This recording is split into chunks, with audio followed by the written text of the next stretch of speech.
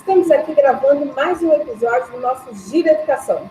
Nossa convidada de hoje é uma pessoa, assim, fantástica. Nada mais, nada menos do que a professora Suzane da Silva Ferreira Lima de Oliveira. Nome de princesa, gente. Ela é formada em artes pela Faculdade Universo, em música pela Unimes e ela é pós-graduada pela UFJF. E também faz música pela UFJF. Gente, com vocês, 5 questões de Enem anteriores apresentadas pela professora Suzane. Suzane, é com você. Ok, obrigada. É uma honra estar aqui com você e ser apresentada por você. Eu posso ter o nome de princesa, mas a princesa é você, Leandra. Então, quando recebi esse convite, eu fiquei pensando, caramba, como escolher 5 questões de artes para o Enem? Porque, pelo menos a minha forma de pensar, querendo ou não, matemática, você tem aquelas, né? Você sabe aquelas coisas que podem cair. Agora, artes é algo muito mais amplo. Né? Por mais que as pessoas pensem erradamente que artes é pintar, é desenhar, é muito mais. E, querendo ou não, agora, neste momento de isolamento social, algumas pessoas estão vendo qual é a importância da arte. Porque com esse isolamento veio aflorar o quê? A necessidade de você ouvir música ou fazer música, a questão do teatro, da dança, seja da forma que for. Todos nós, né, principalmente no início, quando muitos conseguiram levar a sério, muitas pessoas tiveram que se ater às artes. E isso deu um novo olhar, um novo pensamento, tanto que isso está envolvendo até o lado dos nossos governantes na questão do auxílio, do pensar. E agora? Como que o artista vai sobreviver? Como o artista vai fazer? Se não pode ter espetáculos, não pode ter, né, aglomerações. Então, a arte é muito ampla. Então, para mim, pensar na questão, 5 questões é complicado. Eu virar para você e falar, vou te mostrar 5 e dessas 5 você... Não é assim. A artes é algo muito mais amplo. E, infelizmente, no nosso país, nós não temos essa vivência cultural. Né? Então, e essa semana eu fiquei muito feliz quando eu estava dando aula com uma turma minha de 8º ano, e nós estávamos falando sobre o impressionismo, e essa semana era momento de falar sobre mulheres impressionistas. E aí nós caímos numa artista, e que se você olha a obra dela, você fala, a mulher está com binóculo olhando o espetáculo, que legal. E deixa. Mas ali tem todo um olhar da mulher, porque a gente pode reparar, até na questão cultural, artística, vai se olhar muito mais para os homens. Se eu falar agora, pensa o nome de um pintor, você vai pensar num homem. Eu falo, pensa num grande cozinheiro. Eu já usei ele no masculino e você vai pensar num homem. Então, o olhar para a mulher é muito complicado. E aí, esse meu aluno, né, que é todo paulista e tal, ele falou, poxa, professora, eu pensava que quando meu tio passava por uma mulher e mexia com ela, aquilo era legal. Eu vi agora que é errado. Né? E naquela pintura, agora eu não vou recordar o nome da artista, naquela pintura ela retrata que ela está com binóculo, tanto que ela está em primeiro plano, está maior, você vê ela logo de cara. E logo depois estão todos os outros, né, as outras pessoas do público, e você destaca um homem com binóculo, em vez de ele estar olhando para o espetáculo, ele está olhando para ela. Então, quer dizer, a mulher como atração, você vai ver, tanto que estava toda uma questão na Câmara para se votar, quando se faz uma propaganda, vai ter um encontro, vai ter um baile na danceteria tal, mulher não paga, quer dizer, a mulher vira chamariz, né? Então, vai estar cheio de mulher. Então, homem, isso, querendo ou não, nós estamos no século XXI, né? E isso ainda é uma questão a ser discutida, mas eu fiquei muito feliz que os meus alunos, no masculino mesmo, viraram e viram ali, através de uma simples obra de artes, o olhar machista que eles tinham e que era colocado sobre eles. Então, a arte ela é muito ampla, ela nos dá um olhar muito grande. E, neste momento, como eu estava falando da pandemia, a gente percebe que tem maneiras diferentes de nós vivenciarmos a arte na nossa vida, né? E cabe a cada um de nós fazer o quê? Cabe a cada um de nós buscar mudar a forma de pensar. E isso começa na arte, tá? Se nós tivermos um olhar diferente, então, se você souber um contexto, olhar uma obra, você vai saber o que está te pedindo. Tanto que nas questões do Enem são assim. Ele te dá um texto, mas pode reparar, está sempre acompanhado de uma imagem. Tanto que a gente fala sempre da questão da leitura de imagens, né? Então, se eu souber ler aquela imagem, eu vou saber decifrar o texto que está ali. E, querendo ou não, nós não somos trabalhados com esse olhar, né? Nós não somos trabalhados com o ouvido, né? E pode reparar nas músicas que nós cantamos. Quando a gente ouve algumas pessoas falar, eu não gosto de Caetano, eu não gosto de Chico Buarque, mas sabe por que você não gosta? Porque hoje nós vivemos um momento em que as músicas, você canta o que você quiser, você fala o palavrão que você quer, você xinga o que você quer, mas no período da ditadura isso não acontecia. E, de repente, se você falasse uma palavra que os censores pensassem que você estava indo contra o regime, você não podia gravar. E o que eles tinham que fazer? Músicas com duplo sentido. E aí, o que aconteceu? Poxa, o linguajar deles ficou muito...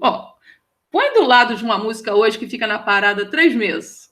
Porque depois de 3 meses você não aguenta ouvir aquela música mais não, tá? Você fala, isso já passou de moda, você está cantando isso, né? Eu lembro quando tocava o início, tan, tan, tan, todo mundo sabia que era o Show das Poderosas. Então, todo mundo já ficava no preparo. Se colocar hoje, você é vaiado. Por quê? Já passou da moda. Agora, hoje eu entrei num açougue e estava cantando uma música, né? E eu falei, caramba, estava cantando Emoções do Roberto Carlos. Você pode falar que não gosta do Roberto, mas você conhece a música.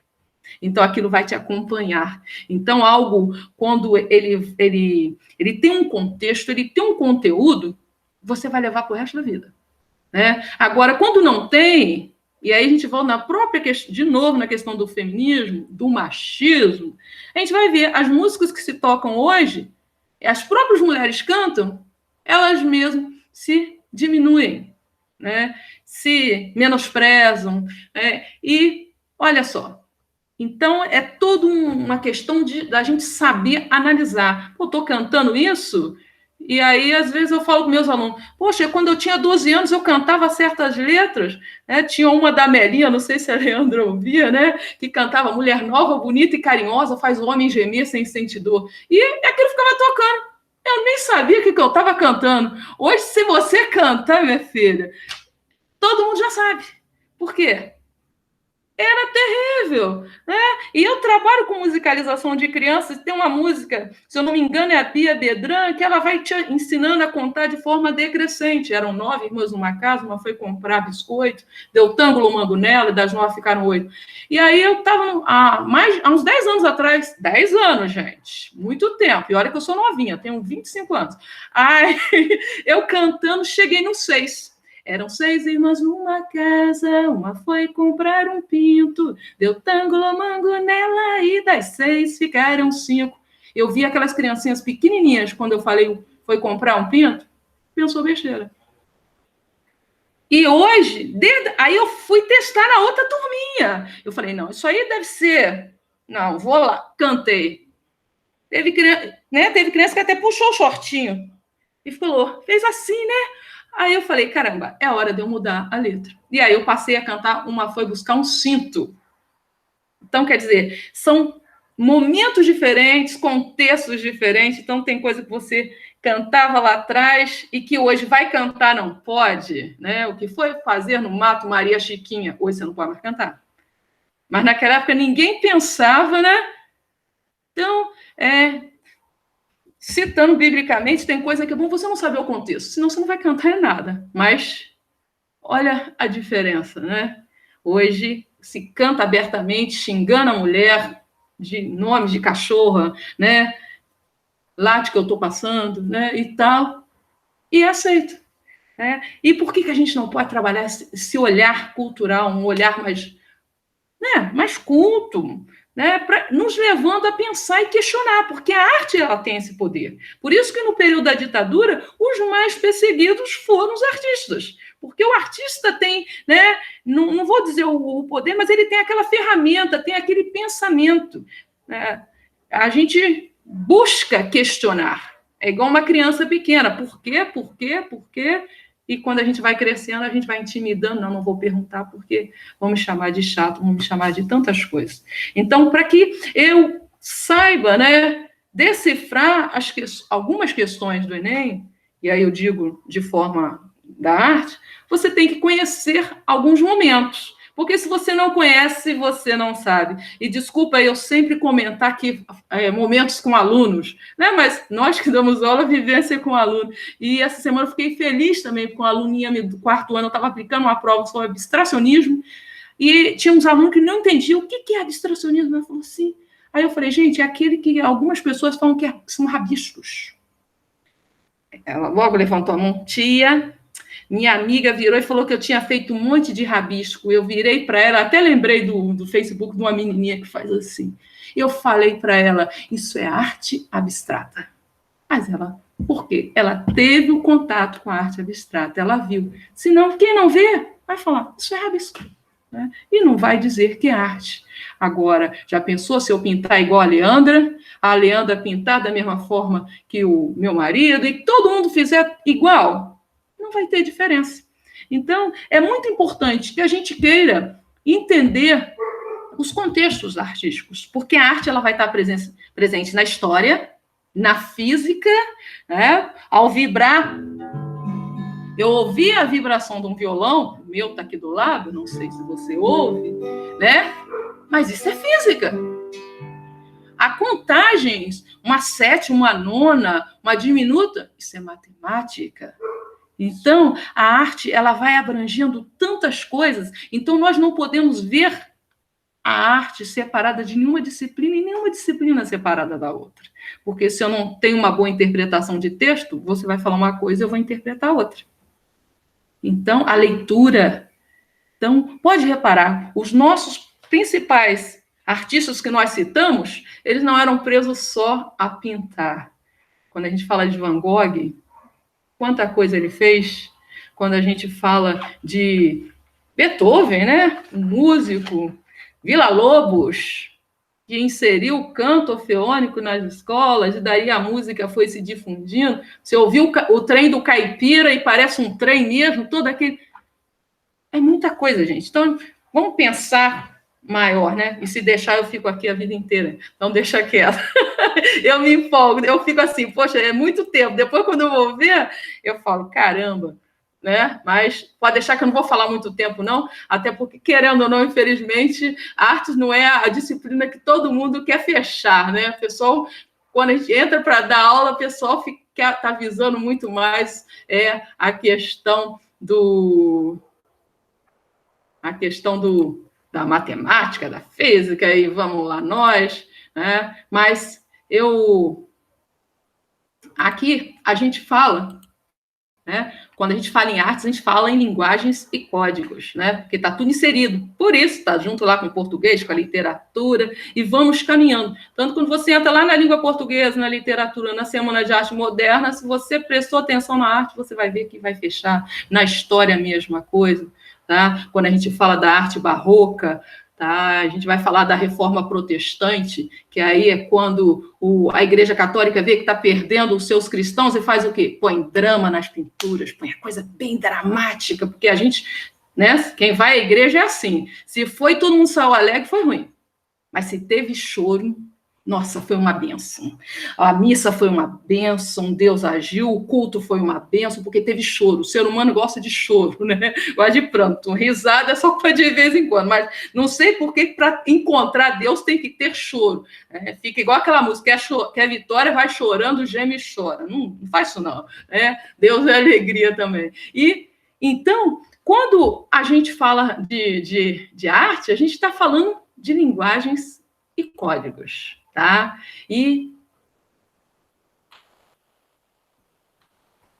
na sua concepção, eu te pergunto o que é arte? Não para você, não para mim, Mas eu estou perguntando para você, o que vem a ser arte? Tá? Não aquela coisa decorada, ó, a arte é uma forma de expressão, é a forma que a gente se comunica, tá? Mas o que vem a ser arte? Eu estou achando que eu caí. Eu caí, não caí?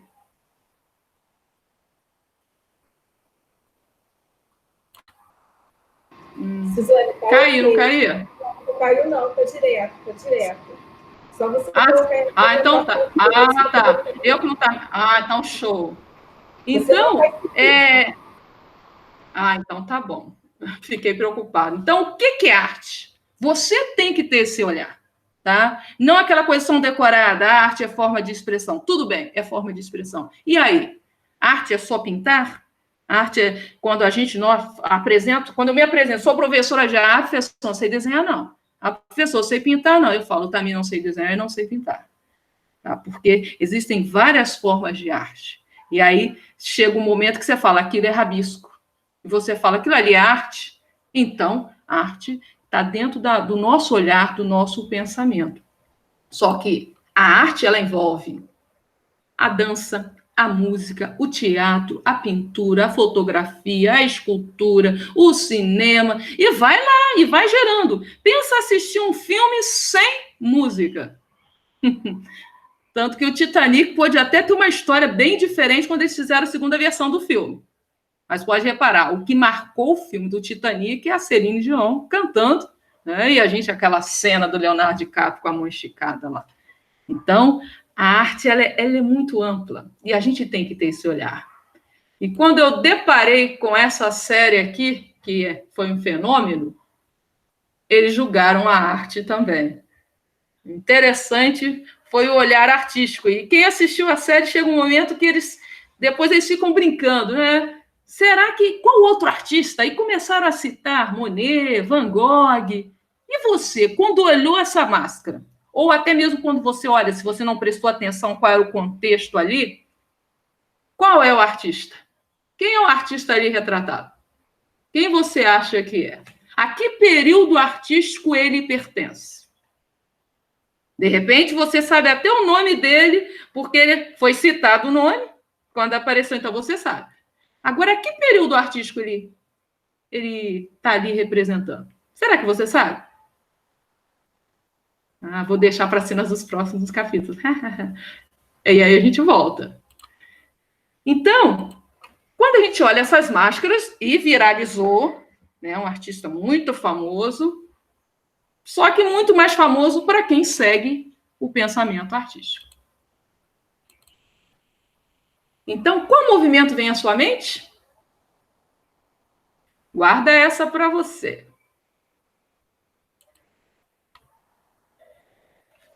E aí, quando a Leandra falou, Suzane, vê 5 questões do Enem que pode ser trabalhada, a primeira coisa que eu pensei, quais são os movimentos artísticos que geralmente caem? E até para procurar é difícil.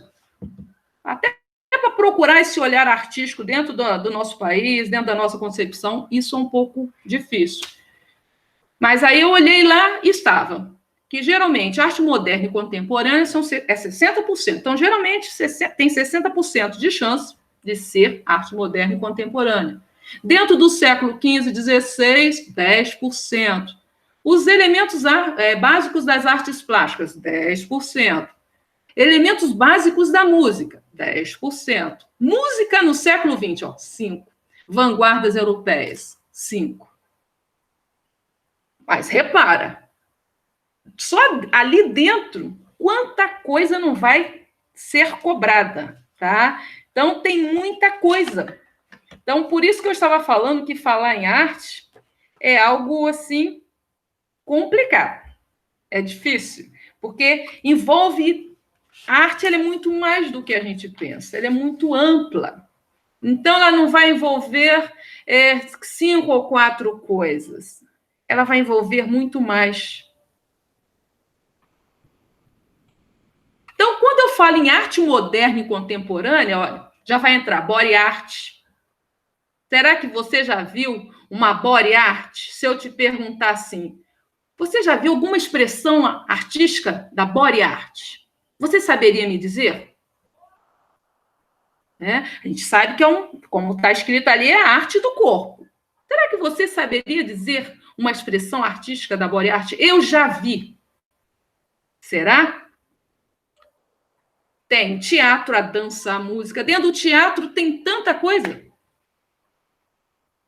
Dentro da dança, nós temos, tá? Temos o balé, tá? E do balé junto, que veio, que é de origem francesa, chega a quadrilha ao Brasil, por isso que a festa, a dança de quadrilha, que se tornou uma tradição folclórica no nosso país, na verdade, era de origem francesa. Mas como o nosso país sofre influências de praticamente todos os países, né? Se eu for ser um pouco exagerada, que veio a quadrilha. Tanto que você pode reparar, você está lá, na Ventoux, isso é francês, Anarrier, Sanchez.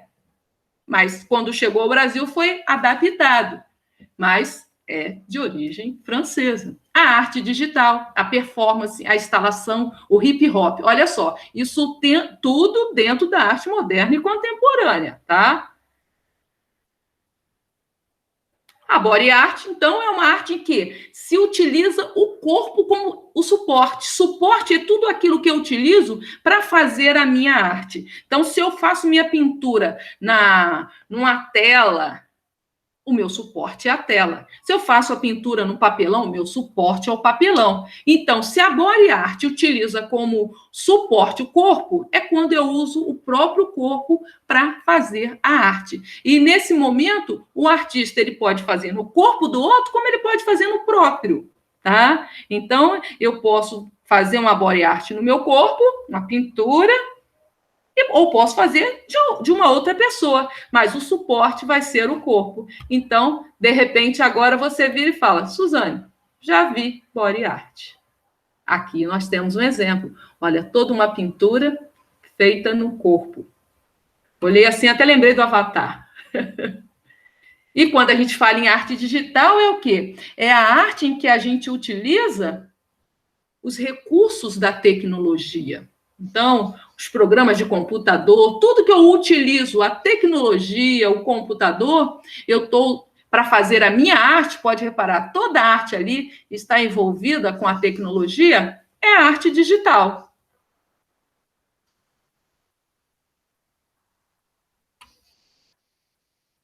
Tá? Então, já entra numa arte onde que se utiliza muito o moderno. E, às vezes, a gente, como professores de arte, a gente tem alguns problemas que, às vezes, a gente não quer ainda usar a tecnologia. A gente quer que o aluno ele utilize o lápis, utilize né, o material em mãos, para depois, sim, vamos fazer no computador.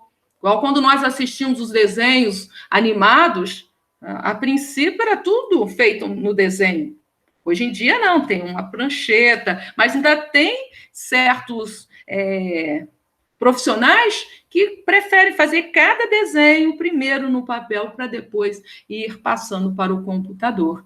Mas nós estamos numa era bem avançada. E vem também, dentro da arte moderna, a performance, né?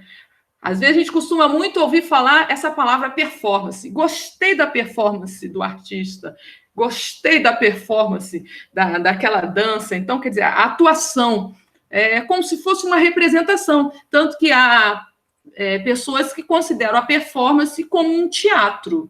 Tá? Aqui nós estamos vendo uma performance. Pessoas vestidas iguais, com sacolas, e através da performance nós podemos fazer críticas, tá? Nós podemos demonstrar nosso pensamento só através sem falar. Tanto que algumas pessoas assemelham a performance ao happening. Só que o happening, ele parece com uma atuação que você vai fazer, só que o público, ele tem uma interação. Então, as pessoas podem participar, podem estar juntos. Tá? E na performance, não, é só aquele grupo que foi, tanto que vocês viram ali, que estão todos iguais. No happening, não. Pode estar ali os iguais, de repente, aquele grupo começa a interagir com o grupo que está sentado assistindo e joga, né, a bola e vai interagindo e vai falando. E a diferença do happening para a performance é justamente essa. Na performance, não há interação com o público. E a instalação. Nós temos a instalação, lembrando que a gente está dentro da arte moderna e contemporânea ainda. Na instalação, o que acontece? É uma manifestação artística onde a obra ela é feita no ambiente, mas esse ambiente ele pode ser fechado ou aberto. Tá? Então, de repente, eu tenho ideia de fazer... eu tenho muitos tênis e eles não têm mais como usar. Vou fazer uma instalação com ele. Penduro um monte de tênis no teto.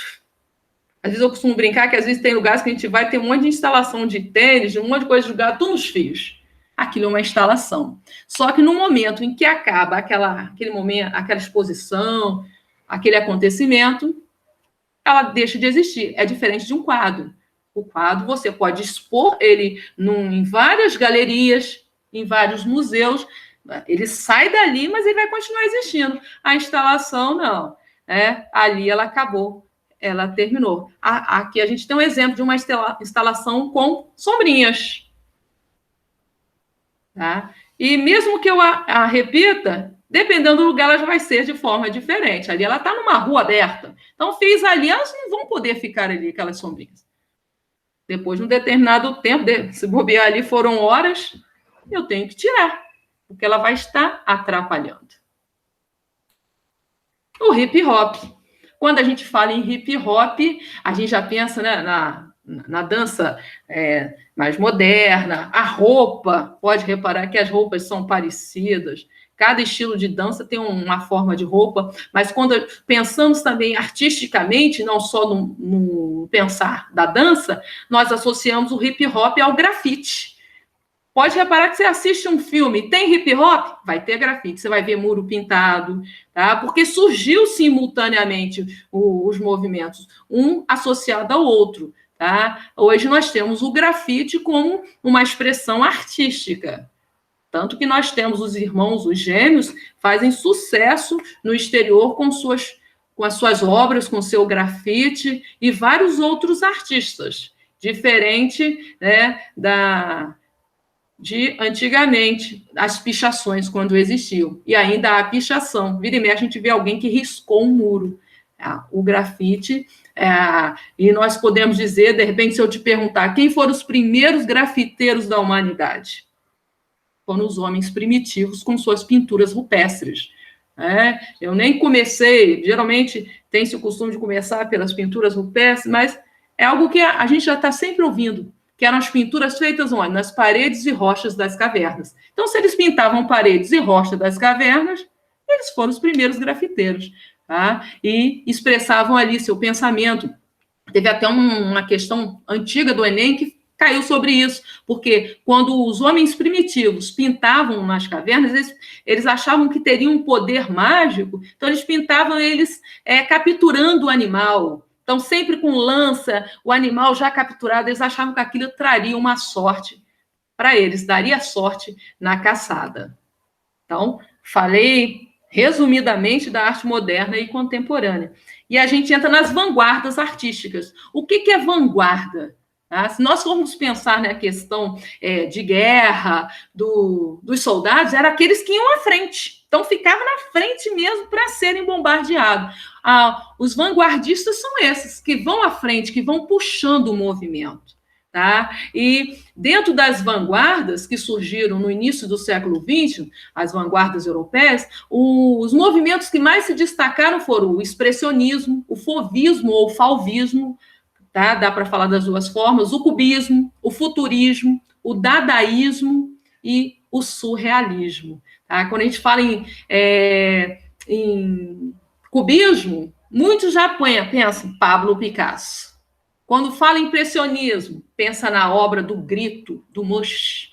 É onde no expressionismo os artistas eles retratavam muito as emoções, como o medo, a angústia. Então, tanto que quando a gente vê a obra do Edward Munch, a gente sente um pouco de angústia.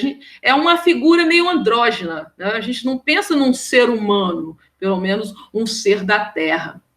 No fauvismo, a gente vai pensar no colorido, no uso das cores puras, tá? Então, a gente vai ver muito aquelas cores avermelhadas, tá? Henri Matisse, tá? Gauguin, que foi um grande amigo de Van Gogh, e no cubismo, Pablo Picasso. No futurismo, que já é aquele momento em que vai acontecendo o quê? A evolução, vai vindo as indústrias, o movimento. Então, as obras são retratadas dando aquela sensação de movimento mesmo.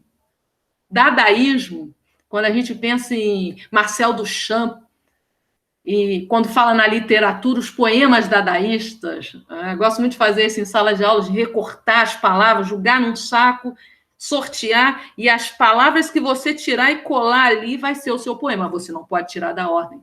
O dadaísmo, ele não queria brigar para essa coisa de arte, eles lutavam com uma cultura anti-arte, eles buscavam o acaso, tanto que o próprio nome dadaísmo surgiu do acaso.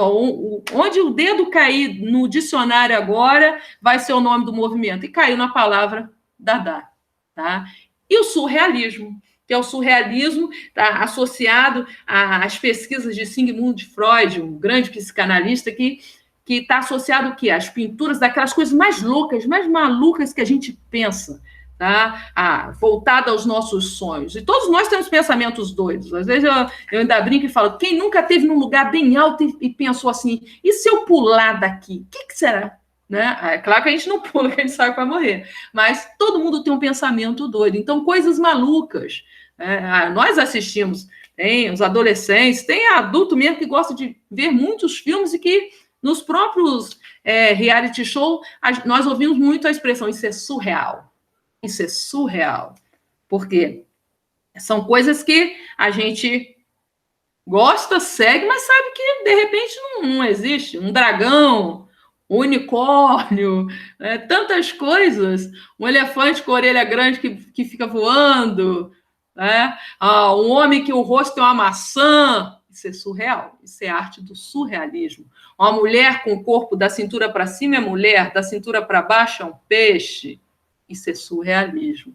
E, ao falarmos em surrealismo, a gente pensa muito em quem? Salvador Dalí, Miró, tá? Então, Frida Kahlo. Hoje eu estou até em homenagem a ela. Minha camisa hoje é da Frida. Eu expliquei as imagens antes de mostrá-la. Foi propositalmente. Até para que, de repente, quando você olhar a imagem, você falar, agora estou lembrando o que você falou. Porque se eu colocar a imagem e ir falando aí eu não te ajudo, porque aí o seu cérebro, seus olhos estão olhando antes do teu cérebro imaginar. E o interessante é você imaginar antes de ver. É igual aquela questão de você conversar com alguém ou ficar ouvindo aquele programa de rádio locutor, tem uma voz linda, você fala, gente, ele deve ser lindo. E o dia que você conhece, você fala, caramba, não é nada do que eu pensei.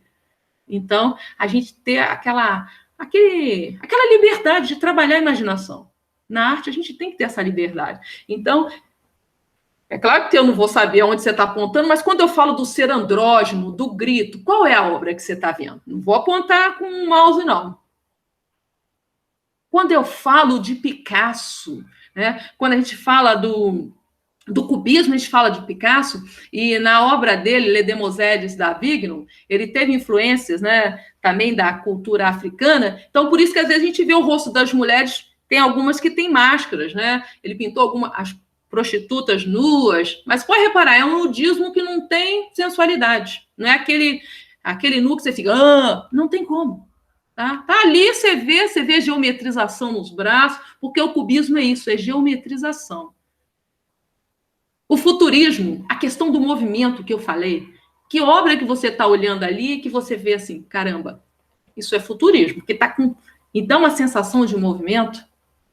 Dadaísmo. No dadaísmo, eles começam a trabalhar algo que foi intitulado como ready-made. Você usar uma material já pronto.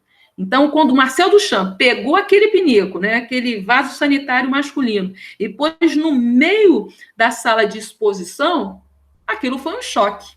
E hoje a gente sabe que não tem como falar em dadaísmo sem falar em Marcel Duchamp. E no mictório, o artista, ele geralmente assina a sua obra, mas aqui não é a assinatura dele. Ali está o nome da fábrica que fez o vaso sanitário, para vocês verem tamanho do pensamento evolutivo. Então, quando a gente cai numa sala, numa exposição que tem arte moderna, se nós não entendermos o contexto, não procurarmos entender o pensamento do artista, ou nós não estivermos inseridos, assistindo um jornal, assistindo um noticiário, inseridos no mundo, você não vai ver ali, você não vai enxergar nada. Você não vai entender que é uma crítica, é igual quando um grupo está conversando sobre um determinado assunto que está acontecendo, uma notícia, e você não leu. Então, se você não sabe, você fica boiando. E quando eu falei da Frida Kahlo, né? Gosto muito da Frida, foi terrivelmente apaixonada, né? Gente, voou o nome agora, mas depois, daqui a pouco eu lembro. Então, Frida Kahlo foi terrivelmente apaixonada por um grande artista em que...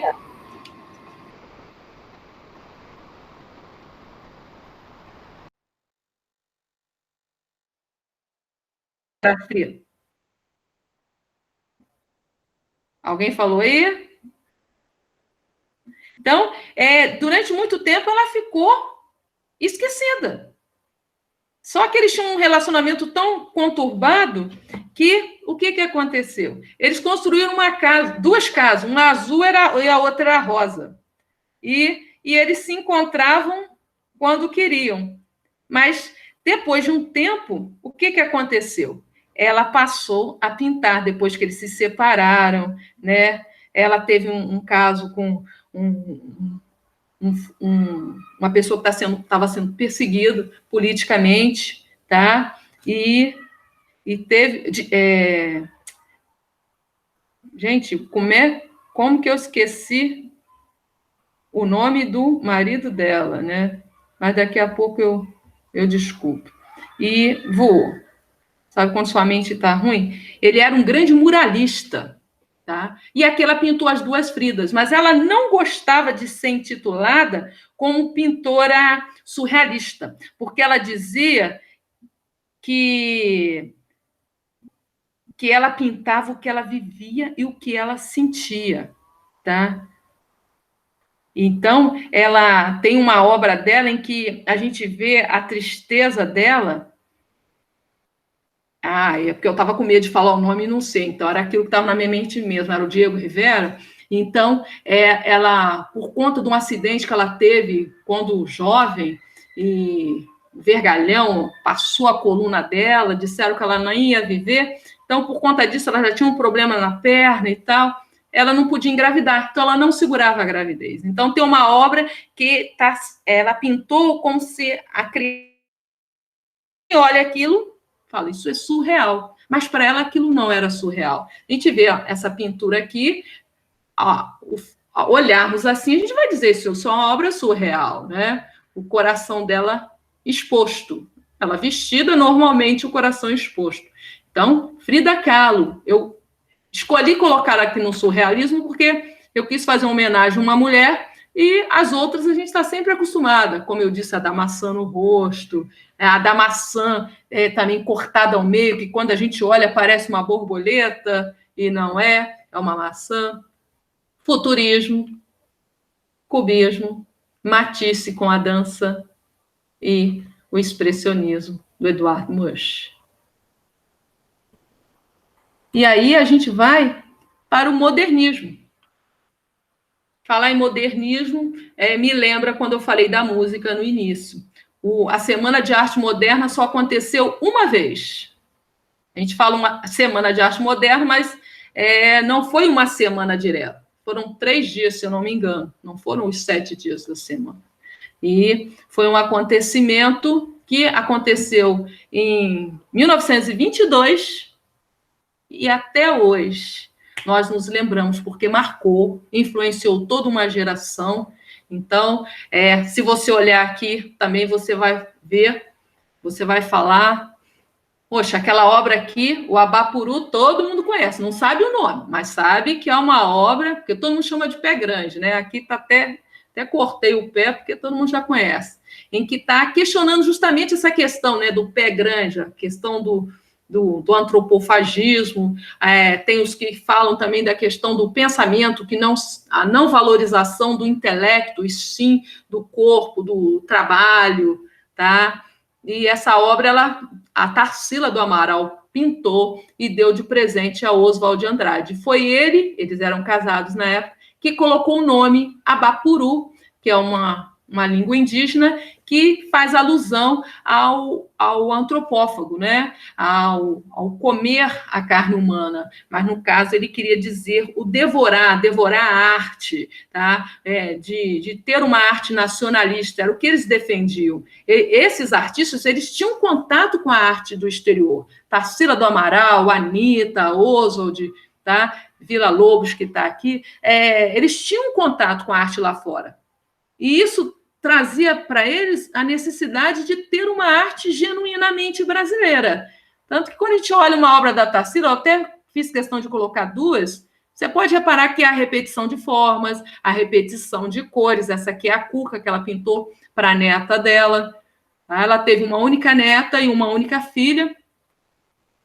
Uma morreu afogada e outra com complicação do diabetes. Então, ela perdeu as duas em vida ainda.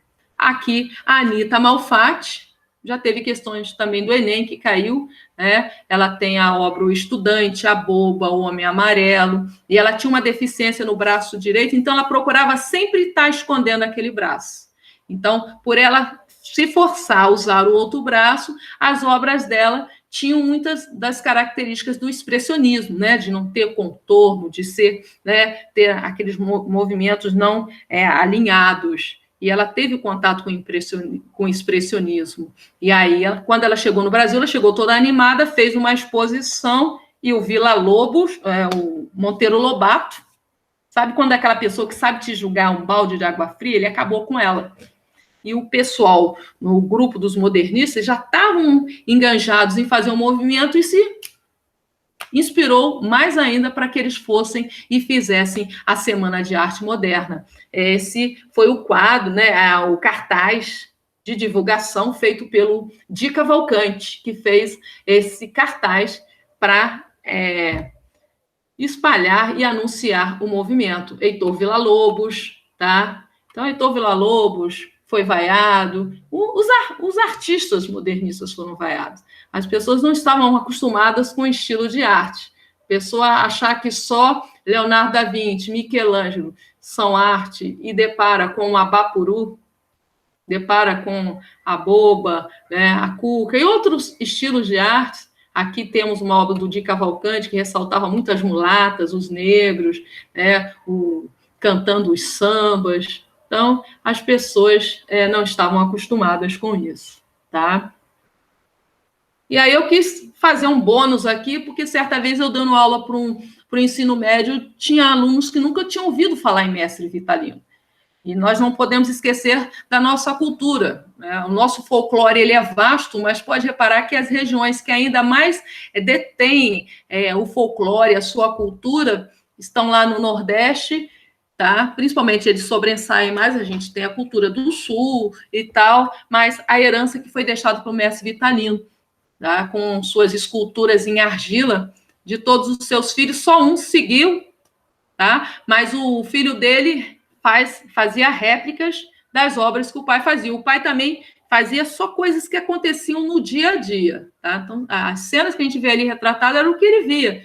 E conta-se até que teve uma vez que teve um casal que estava brigando, o marido batendo na mulher, e o cara estava passando viajante por ali, viu a briga, foi apartar a briga, segurou no marido, a mulher ficou com raiva, veio com um rolo de macarrão e bateu nele, falou para ele não se meter, não. Então, é questão de cultura e dos nordestinos. E aí eu volto para você, né? O que você viu O que você pensou quando você olhou ali, ó, as máscaras da Casa de Papel? E aí eu já coloquei a cola do lado para você. Já sabe quem é? Eu ainda brinco com um professor amigo meu, porque ele está com um bigodinho assim. Aí ontem na reunião, agora você vai lembrar quem eu estou falando. Aí eu peguei na reunião e ainda brinquei, Salvador Dalí. Salvador Dalí, do movimento, né? Surrealista, tá? E ficou muito famoso pela obra Persistência da Memória, onde mostra aqueles relógios derretidos, né? A gente vê aqueles relógios derretidos, é uma obra de Salvador Dalí, do surrealismo, chamado Persistência da Memória, certo? Eu dei uma resumida nos assuntos para eu fazer as 5 questões, tá? E aí eu vou mostrar para vocês 5 questões. Vamos ver agora como é que vocês estão. Depois vamos ver o que você tem a dizer. Aqui a gente vê uma questão do Enem de 2017, tá? E que diz, em 1956, o artista Flávio de Rezende Carvalho desfilou pela Avenida Paulista com o traje New Look, uma proposta tropical para o guarda-roupa masculino. Suas obras mais conhecidas são relacionadas às performances. A imagem permite relacionar como características dessa manifestação artística o uso da intimidade da política e do corpo, do público, da ironia e da cor, do espaço urbano, da intimidade do drama, da moda, do drama e do humor, do corpo, da provocação, da moda. Repara aqui que tem coisa aqui que dá para a gente já tirar a menos que a prova seja colorida, né? Mas tem coisa quando vem da cor, só se não tiver como, mas tem questão que em prova, se está em preto e branco, você já tira. Mas o que você acha? Da intimidade da política e do corpo, do público da ironia e da dor, do espaço urbano da intimidade e do drama, da moda, do drama e do humor, do corpo, da provocação e da moda. O que você acha? A intimidade da política e do corpo? A gente está vendo algum questionamento político aqui? Do público, da ironia e da cor, né? Igual aquela questão que eu falei, pô, tá em preto e branco. Do espaço urbano, da intimidade, do drama. Estão andando ali, não tá, né? Da moda, do drama e do humor. Agora, do corpo, da provocação e da moda, toda questão ela vai ter sempre uma palavra-chave. Pode reparar. Eu não sei se vocês lembram, lá atrás, quando eu falei da arte moderna, eu falei da performance. E aqui ele fala a palavra, são relacionadas às performances. Então, na performance, até comentei que ele se torna um artista. Ele é o único que está vestido diferente. Ele está vestido, na verdade, podemos dizer, de um traje feminino. Todos os outros homens, de terno, de gravata, ou só com terno, de calça, de camisa. Então, eu acredito que você tenha respondido a letra E, né? Do corpo, da provocação e da moda. Tá? Até porque com o traje New Look, né? Para o guarda-roupa, então, traje, moda, tá? Então, a letra E, do corpo, da provocação e da moda. Número 2 é do Enem de 2017. Que a imagem também é um texto. Lembra que a gente falou que a gente lê a imagem. Depois vem o segundo texto que vem com as palavras. Aqui vem uma imagem, né? De um artista chamado Goeldi, e ela não tem título. Só que fala, na sua produção, ele buscou refletir seu caminho pessoal e político, sua melancolia e paixão, sobre os intensos aspectos mais latentes em sua obra. como cidades, peixes, urubus, caveiras, abandono, solidão, drama e medo. Caramba, só coisa pesada, reparou? Mas é o que a gente vê aqui, ó. Caveira aqui. Será que você já está pensando? Lembra do que eu falei lá atrás? O gravador Oswald Goeldi recebeu influências de um movimento artístico europeu do início do século XX, século XX, que apresenta as características reveladas nos traços da obra de quem? Aí, é só você lembrar. Aqui ele está falando de Alfred Kubin, representante do expressionismo, tá? E mostra uma obra do expressionista, Sonho e Desarranjo. B, Henri Matisse, representante do fauvismo. Se você lembra o que eu falei do fauvismo, mesmo rapidamente, até mostrei as obras. Diego Rivera, representante do muralismo. Será? Pablo Picasso, representante do cubismo. René Magritte, representante do surrealismo.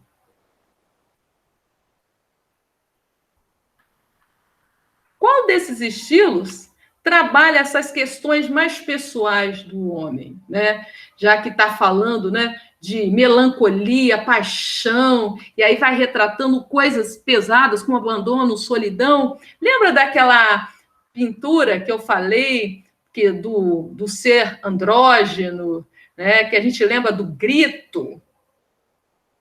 Você lembra qual movimento que eu falei que pertence ao grito? Ele pertence ao expressionismo, porque o expressionismo ele vai retratar justamente o que está sendo retratado nessa questão. Então, é a letra A, porque ele valoriza os temas mais profundos.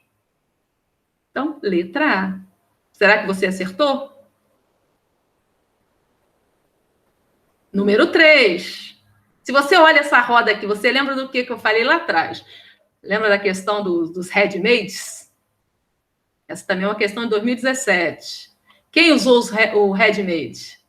Lembra daquele pinico? Da Fonte, né? A obra chamava Fonte, do Marcel Duchamp. Então, ao ser questionado sobre o seu processo de criação de handmaids, Marcel Duchamp afirmou: isto dependia do objeto. Em geral, era preciso tomar cuidado com o seu look. É muito difícil escolher um objeto, porque depois de 15 dias você começa a gostar dele ou detestá-lo. Ainda tem isso, né? É preciso chegar a qualquer coisa com uma indiferença tal que você não tenha nenhuma emoção estética. A escolha do handmade é sempre baseada na indiferença visual e, ao mesmo tempo, numa ausência total de bom ou mau gosto, né? Você pode ter bom gosto ou mau gosto. Aí você pensa, por que ele escolheu aquela roda? E pôs em cima do banquinho, tá? Ele expôs. Relacionando o texto e a imagem da obra, entende-se que o artista Marcel Duchamp, ao criar os handmaids, inaugurou um modo de fazer arte que consiste em quê? A. Designar ao artista de vanguarda a tarefa de ser o artífice do século. Será, gente? Artífice é um artesão, né? Considerar a forma dos objetos como elemento essencial da obra. Será que ele queria considerar os objetos como a obra essencial? É o objeto que revitalizar de maneira radical o conceito clássico do belo na arte? Será? Porque quando a gente pensa em belo, a gente vai pensar na arte grega. Os gregos se prezavam a beleza, a perfeição. Então, quando a gente fala nas Vênus, né, tem a Vênus grega e, se a gente pensar na primitiva, tem a de Willendorf, que é da arte primitiva. Mas ele está falando em belo ali, ele está ressaltando beleza? Criticar os princípios que determinam o que é uma obra de arte? Será que, olhando aqui, eu estou criticando os princípios? E letra E, atribuir aos objetos industriais o status de obra de arte? Ele está querendo fazer isso?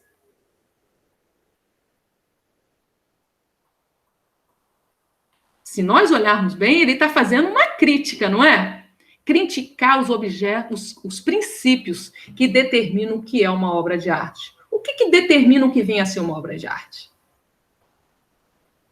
Tanto que vira e mexe a gente está sempre questionando, mas como que isso pode ser arte? Então ali ele está criticando. 4. A body art, que foi a primeira que eu comecei lá. Essa vocês não podem errar mesmo.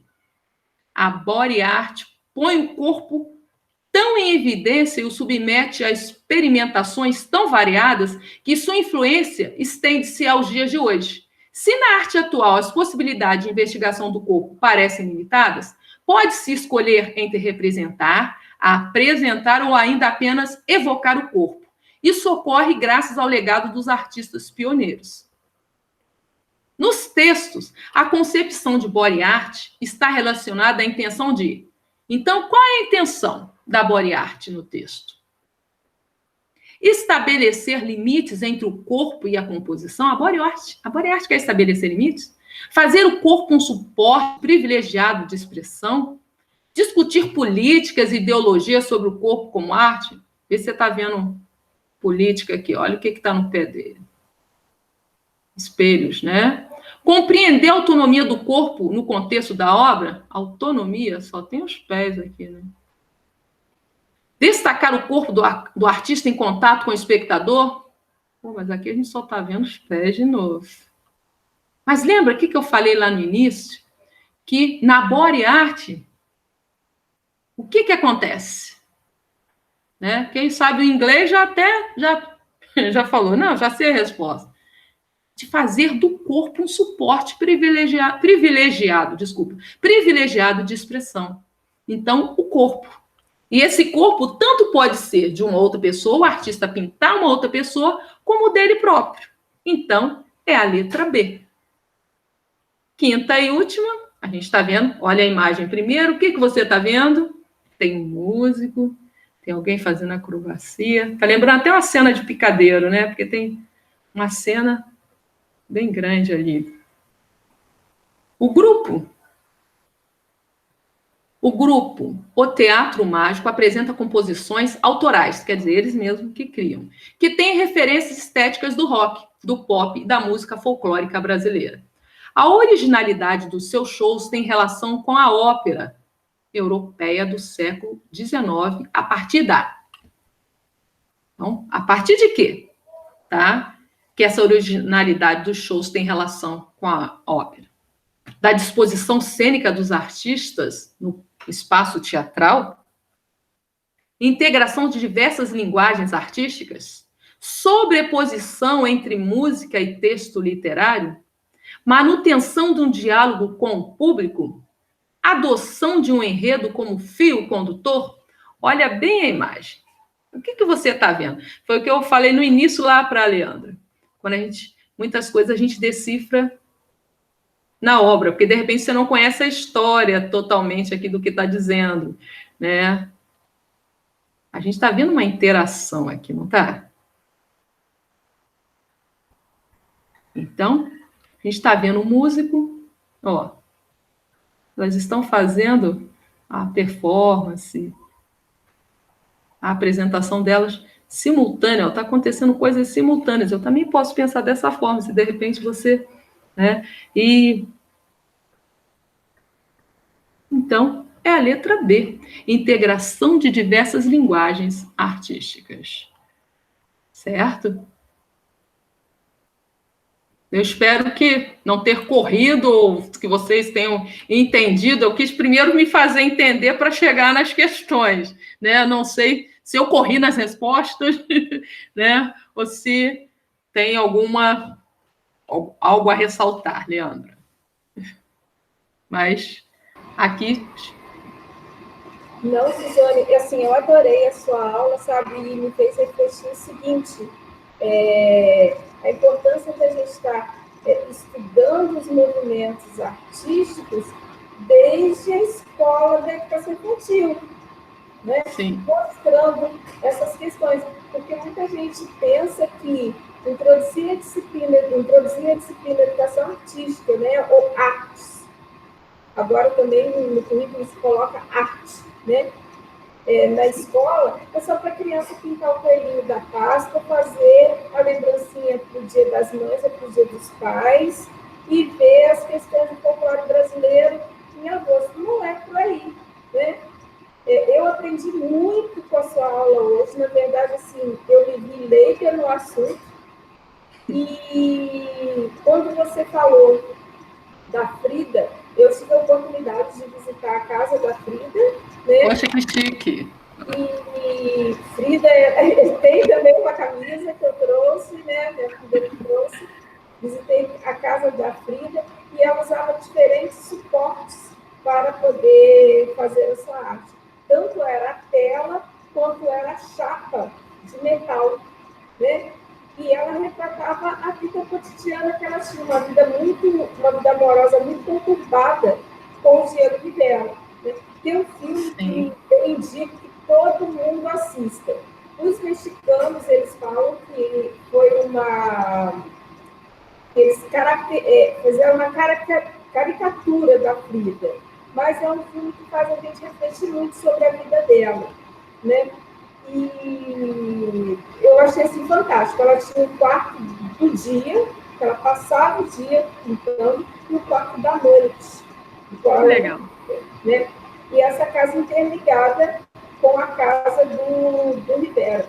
Porque Rivera atraiu Frida com a própria irmã. Foi, ali foi o racha mesmo. Mas eles eram apaixonados, né? Não tinha jeito, né? Ela engravida, ela perde essa criança, né? Sim. Depois, Rivera era muito mulherengo, ela consegue ter um caso com uma das amantes do Rivera. Sim. Tá? Então, aí fica um toma lá da cá, né? Aí ela também... super vanguarda. Frida é, assim, um fenômeno. E uma coisa interessante, ela abriga o Trotsky. Né? Isso. Que é o socialismo. Ela briga na casa dela, Trotsky, a pedido do Rivera, e acaba tendo um caso com o Trotsky. No filme passa isso, né? Exatamente. Então, e também tive a oportunidade de visitar o Museu de Arte Moderna, né, de lá, e ver os murais do Diego Rivera. Foi uma exposição muito intensa, tá? Um diálogo entre Rivera e Picasso. Nossa! Mas os murais são, assim, gigantescos. Essa ideia. Gigantesca são os murais de Rivera, e ele era considerado um artista, na época, né, de Frida Kahlo, ele era um artista de muita popularidade, ele era famosíssimo. Frida não era tanto. Não. Frida começou com as suas pinturas, né? Mas o Rivera, ele tinha uma grande notoriedade dentro da classe artística. Ou seja, Suzane, eu vou ter que voltar a assistir sua aula algumas vezes, ver outros quadros. Eu tenho alguns livros aqui em casa, como Tarsila Amaral para crianças, Anita Malfatti para crianças, mas eu vou precisar estudar um pouco mais da sua aula, que eu me senti assim, sabe, inculta na questão das artes, porque eu estou realmente mergulhar nisso. E lembrando, coisa que eu esqueci de falar, a Tarsila ela não participou da Semana de Arte Moderna, porque todo mundo pensa que sim, ela estava em viagem, ela estava na França e ela não participou. Muita coisa que eu queria falar, né? Rodin, Camille Claudel, mas não dá. Não dá tempo, né? Sim. Então, acho que a gente vai ter que bater um papo aí e eu vou estudar mais um pouco de arte para poder conversar com você. Porque, né? Eu me lembro quando eu vi o autorretrato, né? Eu fui numa exposição aqui no Rio de Janeiro e consegui ver o autorretrato da Tarsila do Amaral, e eu falei assim, gente, mas é só isso?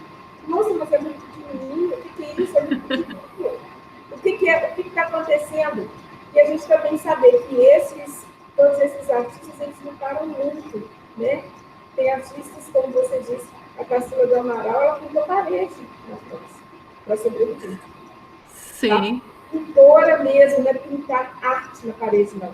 Ela teve que se virar, e a maior parte dos artistas tem que se virar muito, sofrem na pele muitas exclusões. Por isso que você começa a ter a sua fala de hoje falando da Lei Aldir Blanc, que já foi sancionada, porque como que a classe artística vai sobreviver? Sempre foi algo muito difícil o artista sobreviver do seu trabalho, da sua arte. Sim. Então, muito obrigada. Foi um aulão. Tá? Eu que agradeço, tá bom? Obrigada. Desculpa alguma coisa, tá? Mas precisando, é só falar, tá bom? Um beijo, Suzane. Tchau. Beijão, linda. Tchau.